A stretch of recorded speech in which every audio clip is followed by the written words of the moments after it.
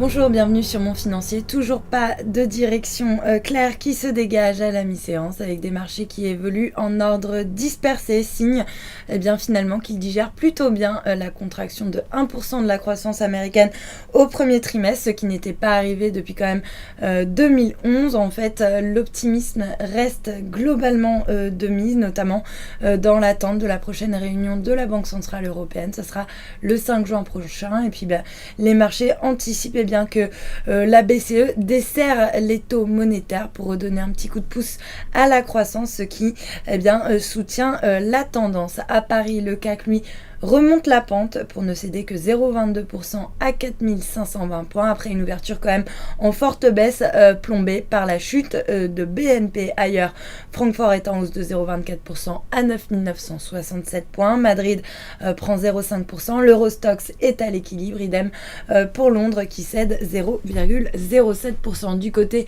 des valeurs maintenant, BNP reste mal orienté. Le titre plonge encore de 5% sur les 50 euros alors que la banque pourrait se voir infliger une amende de plus de 10 milliards de dollars, c'est 2 fois plus que prévu, donc une amende infligée par les autorités américaines alors que la banque française aurait contourné l'embargo économique sur plusieurs pays, notamment Cuba et l'Iran. Alors une amende qui risque bien sûr, vu son montant faramineux, 10 milliards de dollars, ça risque de peser sur les fonds propres du groupe, une valorisation de l'action qui pourrait même être impactée d'environ 5 euros selon Citigroup. La banque entraîne dans son sillage l'ensemble du secteur financier avec par exemple Société Générale ou encore Crédit Agricole qui s'inscrivent en nette baisse. EDF dégringole également, moins 3,6% après une note prudente d'UBS sur le titre. La banque